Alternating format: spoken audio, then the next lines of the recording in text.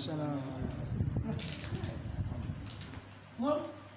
Inna hamdalillahi nahmaduhu wa nasta'inuhu wa nastaghfiruh wa na'udzu billahi min syururi anfusina wa min sayyi'ati a'malina.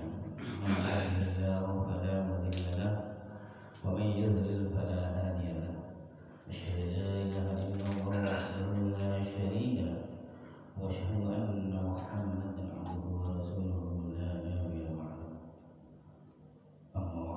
Pertama-tama marilah saya mengucapkan segala puji dan syukur kepada Allah Subhanahu wa taala yang telah memberikan kepada kita semuanya berbagai macam nikmat dan rahmat-Nya, terutama nikmat iman, nikmat Islam serta nikmat sehat walafiat, sehingga pada kesempatan di hari yang cerah ini kita Allah Subhanahu wa taala masih diberikan salah satu kesempatan, yaitu menjalankan salat subuh secara berjamaah. Insyaallah nanti akan kita lanjutkan dengan kajian. Selanjutnya yang kedua, semoga salawat serta salam kita selalu tercurahkan kepada baginda Rasulullah Sallallahu Alaihi Wasallam, kepada keluarganya, para sahabatnya, dan kepada orang-orang yang beriman di akhir zaman. Semoga kita semuanya yang hadir di sini termasuk yang ada di dalamnya. Amin ya Allah ya Rabbal alamin. Baiklah, jamaah salat subuh rahimakumullah. Seperti biasa pada pagi hari ini kita akan bacakan satu doa hadis, semoga dan kita bacakan hadis ini nanti akan menjadikan satu ibrah atau pelajaran bagi kita semua dan selalu bermanfaat bagi kita semua. Hadis yang kita baca pada hari ini yaitu masih sekitar hadis tentang sholat, dari syarah hadis riwayat Bukhari Muslim oleh Abdullah bin Abdurrahman Al-Basri. Hadis yang ke-47. An Abil Minha li Sayyari bani Salamah qala tafadu anna wa abi ala abi Barzah al-Aslami faqala lahu abi kaifa kana Rasulullah sallallahu alaihi wasallam musallil makthur faqala kana yusallil hadratil tad'unaha ula khina tadkhadu syamsu wa yusallil asra thumma yarji'u ahaduna ila rahli fi aqsar Madinah wa syamsu khayyah wa nasitu ma qala fil maghribi wa kana yastahiqu ayyu akthara isya alladhi tad'una ada wa kana yakrahu an-nawma qablaha wal haditha ba'daha wa kana ya'fadilu min salat min salatil qadatil hina ya'rifu ar-rajulu jalisa wa yaqra bis-sultani ila ummi. Dari Abul Minhal Syayar bin Salamah, dia berkata, aku bersama ayahku masuk ke tempat Abu Barzah Al-Aslami.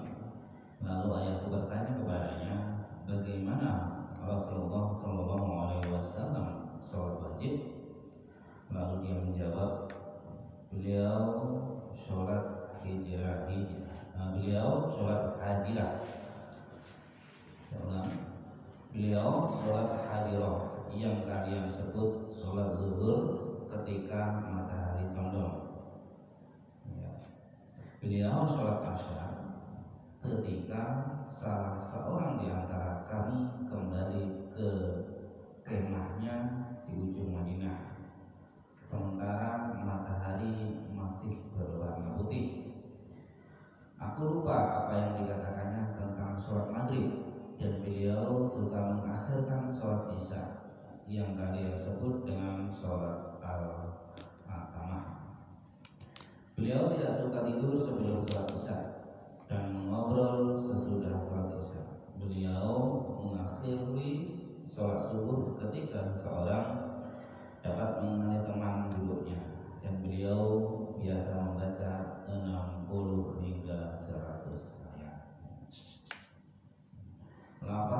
penjelasan daripada lafaz hadis di atas adalah satu, al-maktubah artinya sholat fardu yang lima waktu. Yang kedua, al-ula adalah sholat zuhur karena ia merupakan sholat pertama yang dikerjakan Jibril bagi Nabi Sallallahu Alaihi Wasallam. Yang ketiga, yaitu tadadu asyamsu, yang artinya ketika matahari condong ke arah barat di tengah ufuk langit. Ini adalah tanda masuk sholat zuhur. Yang keempat adalah wasyamsu hayatun, merupakan kata kiasan untuk menggambarkan kebersihan dan keputihan matahari. Yang dimaksudkan hayah di sini ialah kekuatan panas matahari. Nah, ini gambar ini adalah menandakan maksudnya sholat isya. Yang kelima yaitu at-tamah, artinya kegelapan malam. Ketika warna jingga sudah tidak terlihat dan malam berjalan sepertiganya. Yang dimaksud sini ialah sholat isya. Yang keenam yaitu yang tafidu min sholatil ibadat, artinya usai daripada sholat subuh. Makna global hadis ini adalah Abu Bazzah menyebutkan waktu-waktu sholat fardu yang memulai penjelasan dengan sholat zuhur yang dikerjakan oleh Rasulullah SAW ketika matahari mulai condong ke arah tempat terbenamnya. Ini merupakan awal waktunya sholat zuhur. Kemudian beliau sholat isya. Yang ketiga, seseorang di antara mereka yang ikut sholat isya itu kembali ke tempatnya di ujung Madinah. Ternyata sinar matahari masih kuat, dan ini merupakan awal waktunya sholat isya. Kemudian beliau sholat maghrib, tapi rawi lupa tentang waktu yang disebutkannya. Seperti yang sudah dijelaskan di depan, waktunya ialah setelah matahari terbenam.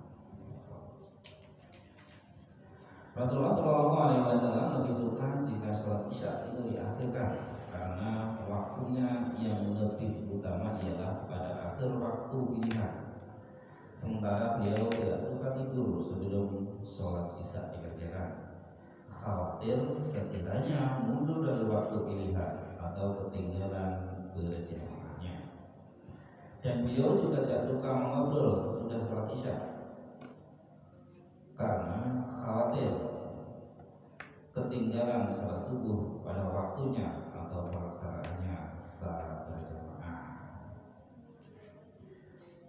Beliau usai dari sholat subuh sehingga seseorang bisa mengenal orang yang berada di sampingnya.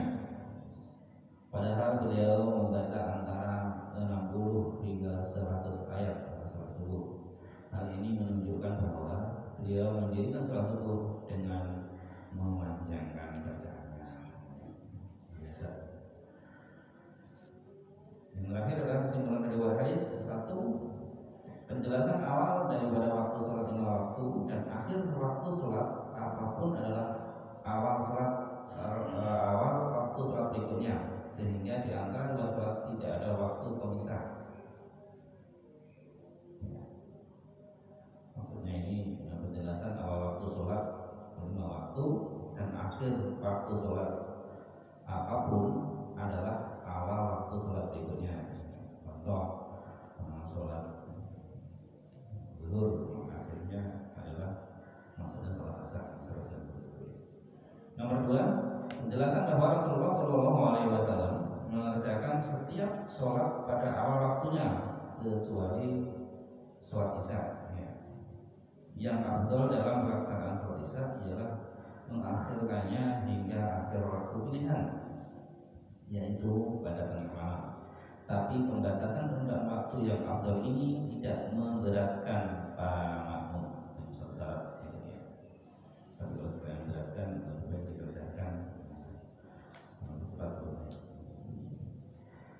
Yang keempat adalah kemakruhan tidur sebelum sholat isya agar tidak ketinggalan sholat berjamaah atau ketinggalan mengerjakannya pada waktu pilihan. Ya. Yang kelima, kemakruhan berbincang-bincang dan mengobrol setelah sholat isya agar tidak ketinggalan mengerjakan sholat malam atau sholat subuhnya secara berjamaah. Ditakutkan kalau kita ngobrol, maksudnya ini kita kesiangan pas sebelumnya seperti itu. Tapi kemakruhan berbicara setelah sholat isya ini bukan berarti menghalangi untuk membicarakan ilmu yang bermanfaat atau bekerja untuk kemaslahatan kaum muslimin. Yang keenam, perkataannya yang kalian sebut dengan sholat al-atamah menunjukkan kemakruhan menyebut sholat isya dengan istilah al-atamah. Disebutkan di dalam Syarh Muslim secara marfu, janganlah orang-orang Arab Badui menguasai kalian untuk sebutan sholat kalian, karena di dalam kitab Allah disebutkan isya. Karena itulah Ibnu Umar marah jika mendengar sebutan al-atamah untuk sholat isya, namun disebutkan pula riwayat yang memperbolehkan istilah ini dalam Asy-Syahihain dari Abu Hurairah secara marfu, sekiranya kalian mengetahui bahaya dalam sholat al-atamah dan sholat subuh. Yang ketujuh, hendaknya sholat subuh di akhir ketika waktu al-ghalas, ketika seseorang tidak dapat mengenali kecuali orang yang di sampingnya saja.